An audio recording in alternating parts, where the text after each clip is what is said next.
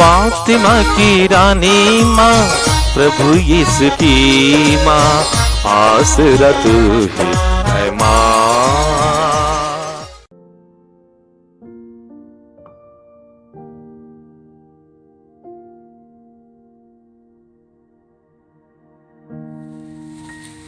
पहला पाठ नबी इसायास का ग्रंथ, अध्याय 61, पद संख्याएं 9 से 11 तक। उनका वंश राष्ट्रों में प्रसिद्ध होगा और उनकी संतति का नाम देश विदेश में फैल जाएगा। उन्हें देखने वाले सब के सब जान जाएंगे कि वे प्रभु की चुनी हुई प्रजा है। मैं प्रभु में प्रफुल्लित हो उठता हूँ। मेरा मन अपने ईश्वर में आनंद मनाता है। जिस तरह वर पगड़ी बांधकर और वधू गहने पहनकर सुशोभित होते हैं, उसी तरह प्रभु ने मुझे मुक्ति के वस्त्र पहनाए और मुझ पर धार्मिकता की चादर डाल दी है। जिस तरह पृथ्वी अपनी उपज उगाती है और बाग बगीचों को अंकुरित करता है, उसी तरह प्रभु ईश्वर सभी राष्ट्रों में धार्मिकता तथा भक्ति उत्पन्न करता है। यह प्रभु की वाणी है। ईश्वर को धन्यवाद। भजन अनुवाक्य। मेरा हृदय प्रभु के कारण आनंदित हो उठता है। मेरा हृदय प्रभु के कारण आनंदित हो उठता है। मेरा हृदय प्रभु के कारण आनंदित हो उठता है। मुझे अपने प्रभु से शक्ति मिली है और मैं अपने शत्रुओं का सामना कर सकता हूँ, क्योंकि मेरा सहारा मुझे उत्साह देता है। अनुवाक्य। मेरा हृदय प्रभु के कारण आनंदित हो उठता है। मेरा हृदय प्रभु के कारण आनंदित हो उठता है। शक्तिशालियों के धनुष टूट गए और जो दुर्बल थे वे शक्ति संपन्न बन गए। जो धनी थे वे रोटी के लिए मजदूरी करते हैं और जो भूखे थे वे संपन्न बन गए। जो बांझ थी यह 7 बार प्रसव करती है और जो पुत्रवती थी उसकी गोद खाली है। अनुवाक्य। मेरा हृदय प्रभु के कारण आनंदित हो उठता है। मेरा हृदय प्रभु के कारण आनंदित हो उठता है। प्रभु ही मारता और जिलाता है। वह मनुष्यों को अधोलोक पहुंचाता और वहां से निकालता है। प्रभु निर्धन और धनी बनाता है। वह मनुष्यों को नीचा दिखाता और उन्हें ऊंचा उठाता है। अनुवाक्य। मेरा हृदय प्रभु के कारण आनंदित हो उठता है। मेरा हृदय प्रभु के कारण आनंदित हो उठता है। वह दीनहीन को धूल में से निकालता है और कूड़े पर बैठे हुए कंगाल को ऊपर उठाकर उसे रईसों की संगति में पहुंचाता है और सम्मान के आसन पर बैठाता है। अनुवाक्य। मेरा हृदय प्रभु के कारण आनंदित हो उठता है। मेरा हृदय प्रभु के कारण आनंदित हो उठता है। जय घोष। Alleluia alleluia. हे संत कुंवारी मरियम, आप धन्य है और सब प्रशंसा के योग्य, क्योंकि न्याय का सूर्य मसीह हमारा ईश्वर आपसे उत्पन्न हुआ है। अलेलुया। प्रभु आप लोगों के साथ हो और आपकी आत्मा के साथ। संत लूकस के अनुसार पवित्र सुसमाचार। हे प्रभु तेरी महिमा हो। अध्याय 2 पद संज्ञाएं 41 से 51 तक। ईसा के माता पिता प्रति वर्ष पास्का पर्व के लिए यरूशलेम जाया करते थे। जब बालक 12 बरस का था तो वे प्रथा के अनुसार पर्व के लिए यरूशलेम गए। पर्व समाप्त हुआ और वे लौट पड़े, परंतु बालक ईसा अपने माता पिता के अनजाने में यरूशलेम में रह गया। वे यह समझ रहे थे कि वह यात्री दल के साथ है, इसलिए वे एक दिन की यात्रा पूरी करने के बाद ही उसे अपने कुटुंबियों और परिचितों के बीच ढूंढते रहे। उन्होंने उसे नहीं पाया और वे उसे ढूंढते ढूंढते यरूशलेम लौटे। 3 दिनों के बाद उन्होंने ईसा को मंदिर में शास्त्रियों के बीच बैठे उनकी बातें सुनते और उनसे प्रश्न करते पाया। सभी सुनने वाले उसकी बुद्धि और उसके उत्तरों पर चकित रह जाते थे।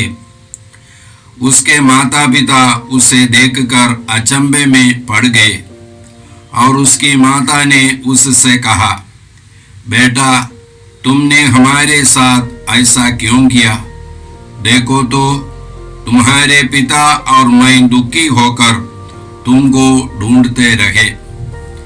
उसने अपने माता पिता से कहा, मुझे ढूंढने की जरूरत क्या थी? क्या आप यह नहीं जानते थे कि मैं निश्चय ही अपने पिता के घर होऊंगा? परंतु ईसा का यह कथन उनकी समझ में नहीं आया। ईसा उनके साथ नासरत गए और उनके अधीन रहे। उनकी माता ने इन सब बातों को अपने हृदय में संचित रखा। प्रभु का सुसमाचार। हे ख्रिस्त तेरी स्तुति हो। क्रिस में प्यारे भाई बहनों, आज कलीसिया माता मरियम का निष्कलंक हृदय का पर्व मनाती है। यह पर्व यीशु के पवित्र हृदय के पर्व के तुरंत बाद आता है। इस पर्व के द्वारा या एक के बाद ये दोनों पर्व एक साथ आने का मतलब या इसको मनाने का मतलब यही है कि कलीसिया हम लोगों को दिखाना चाहती है कि हमारी मुक्ति योजना में माता मरियम की भूमिका अहम रही है। हम लोग बाइबल के शुरू में पढ़ते हैं, आदम और हेवा ने पाप किया। पाप के बाद ईश्वर आकर के सांप को श्राप दिया। श्राप देने के बाद ईश्वर ने कहा, मैं तुम्हारे और स्त्री के बीच, तुम्हारे वंश और स्त्री के वंश में शत्रुता उत्पन्न करूंगा। वह तुम्हारा सिर कुचल देगा और तुम उसकी एड़ी काटोगी। जैसे हम लोग जानते हैं, यह पहला सुसमाचार है। बाइबल के पंडित लोग कहते हैं प्रोटो गोस्पेल, पहला प्रथम सुसमाचार। इस सुसमाचार की पूर्ति नए विधान में हम लोगों को मिलती है। संत अगस्तिन ने कहा है, पुराने विधान में नया विधान छिपा हुआ है और नया विधान पुराने विधान की पूर्ति है। जिस प्रकार मनुष्य के पतन में एक महिला और एक पुरुष रहा है, उसी प्रकार मनुष्य की मुक्ति में भी एक महिला और एक पुरुष है, और यह महिला है माता मरियम। ये कलीसिया और बाइबल हम लोगों को सिखाती है। हम लोग गलातियों के नाम पत्र में 4 अध्याय के 4 वाक्य में इसी प्रकार पढ़ते हैं, पौलुस ईश्वर की मुक्ति योजना की पूर्ति के बारे में बताते हैं। एक ही वाक्य में हम लोगों को मिलता है, किंतु समय पूरा हो जाने पर ईश्वर ने अपने पुत्र को भेजा। वह एक नारी से उत्पन्न हुए और संहिता के अधीन रहे, जिससे वह संहिता के अधीन रहने वालों को छुड़ा सके और हम ईश्वर के दत्तक पुत्र बन जाए। एक बार और, एक महत्वपूर्ण वचन है, किंतु समय पूरा हो जाने पर ईश्वर ने अपने पुत्र को भेजा। हम लोग बाइबल में संत मार्कुस के सुसमाचार में पढ़ते हैं, यीशु ने आकर के कहा समय पूरा हो चुका है, ईश्वर का राज्य निकट आ गया है, पश्चाताप करो और सुसमाचार में विश्वास करो। तो ईश्वर का समय पूरा हो गया है। तो पूरा होने पर ईश्वर ने क्या किया, और अपने पुत्र को भेजा। वह एक नारी से उत्पन्न हुए और संहिता के अधीन रहे, जिससे वह संहिता के अधीन रहने वालों को छुड़ा सके और हम ईश्वर के दत्तक पुत्र बन जाए। तो हम लोग ईश्वर के पुत्र और पुत्रियां बनने के लिए हम लोगों को पापों से मुक्ति की जरूरत थी। जैसे हम लोग संत यूहन्ना के पहले पत्र के 3 अध्याय के 8वां वाक्य में पढ़ते हैं, जो पाप करता है वह शैतान की संतान है, क्योंकि शैतान प्रारंभ से पाप करता आया है। ईश्वर का पुत्र इसीलिए प्रकट हुआ कि वह शैतान के कार्य समाप्त कर दे। तो यीशु आए हैं शैतान के कार्य को समाप्त करने के लिए। ये शैतान का कार्य क्या है? ये शैतान का कार्य है पाप। तो पाप को यीशु ने समाप्त किया और उसके बाद हम लोगों को पवित्र बनाया, धर्मी बनाया। धर्मी बनाने के बाद धर्मी का जीवन बिताने के लिए हम लोग अपनी शक्ति से नहीं कर पाएंगे। हमको यीशु पवित्र आत्मा देते हैं। ये पवित्र आत्मा पाने पर हम लोग ईश्वर की संतान बन जाते हैं। हम लोग रोमियो के नाम पत्र के 8वां अध्याय के 15वां वाक्य में पढ़ते हैं, जो ईश्वर के आत्मा से संचालित है वे सब ईश्वर के पुत्र पुत्रियां हैं। तो समय की पूर्ति में ईश्वर ने अपने पुत्र को भेजा। वह एक नारी से उत्पन्न हुए और वह संहिता के अधीन रहे, जिससे संहिता के अधीन रहने वालों को छुड़ा सके और हम सबों को ईश्वर के पुत्र पुत्रियां बनाए, पाप से हमें मुक्ति दे करके, पवित्र आत्मा दे करके।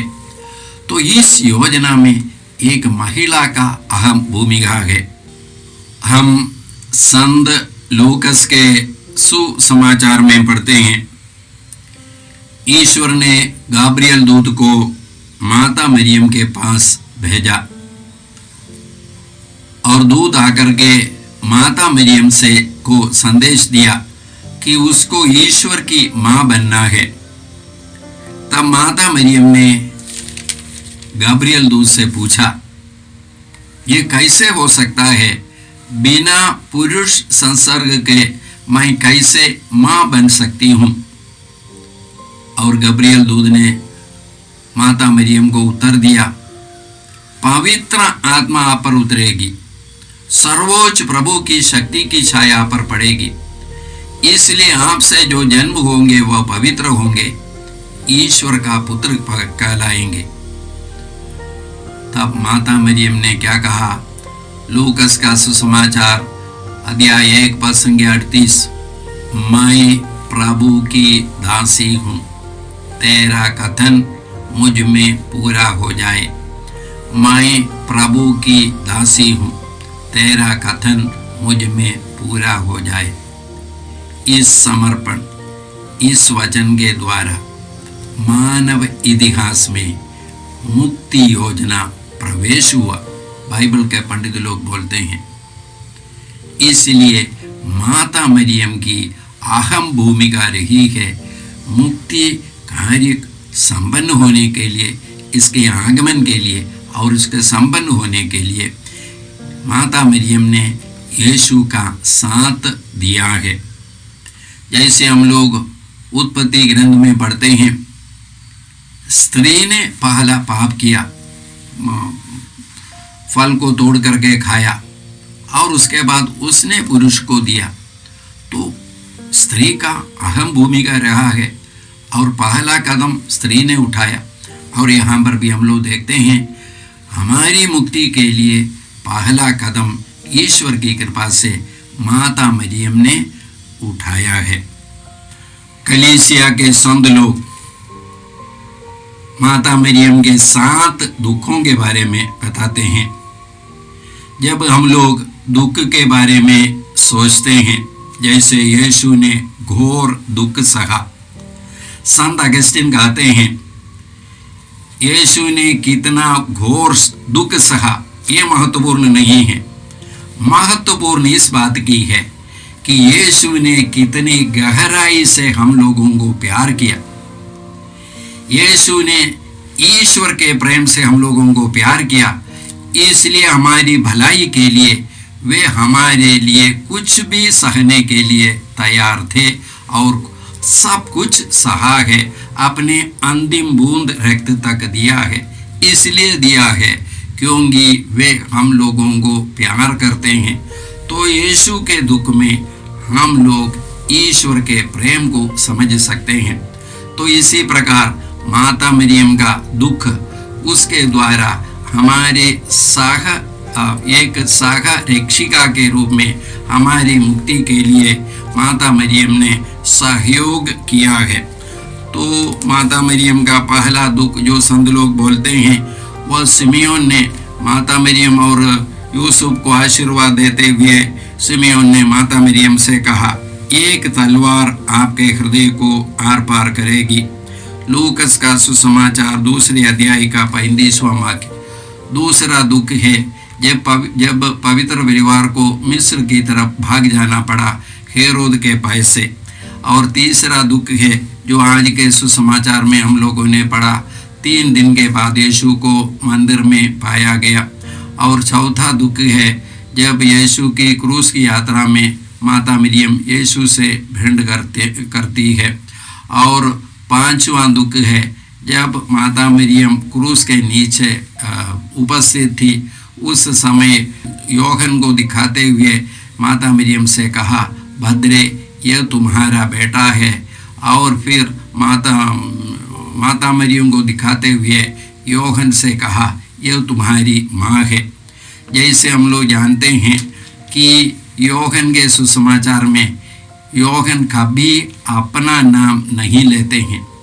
वे हमेशा यही कहते हैं जहाँ पर उनका नाम आता है, वह शिष्य जिससे यीशु प्यार करते थे या करते हैं।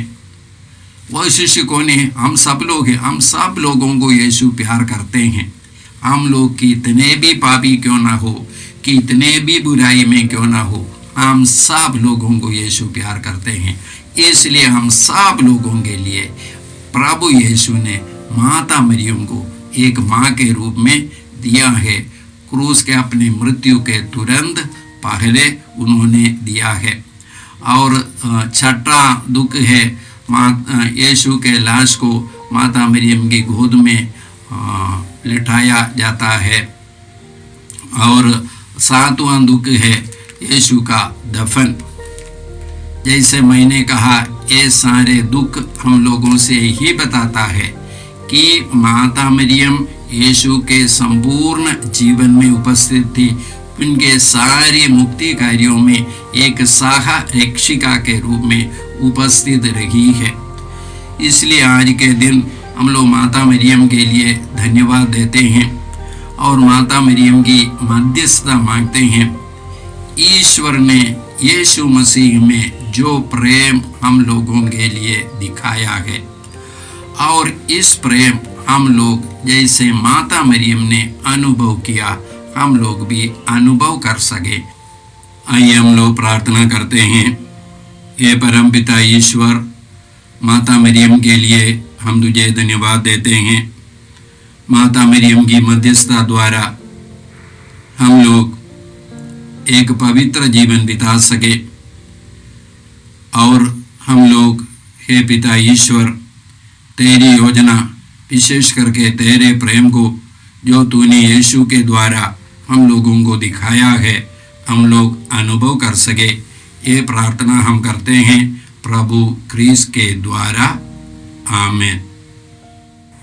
जय यीशु क्रिस्त में प्रिय भाई और बहनों, प्रभु यीशु ने हमें आदेश दिया है संसार के कोने कोने में जाकर सारी सृष्टि को सुसमाचार सुनाओ।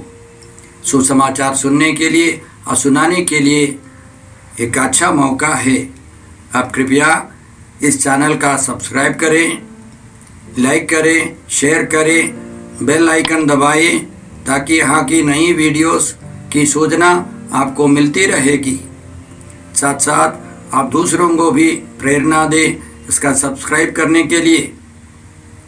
याद रखें, कल के मिसा के दैनिक पाठ और उस पर टिप्पणियाँ आज ही दोपहर के बाद हम लोग अपलोड करते हैं। कृपया आज ही उसको सुनकर कल की तैयारी करें। प्रभु यीशु आपको और आपके परिवार को 100 गुनी आशीष देंगे। जय यीशु।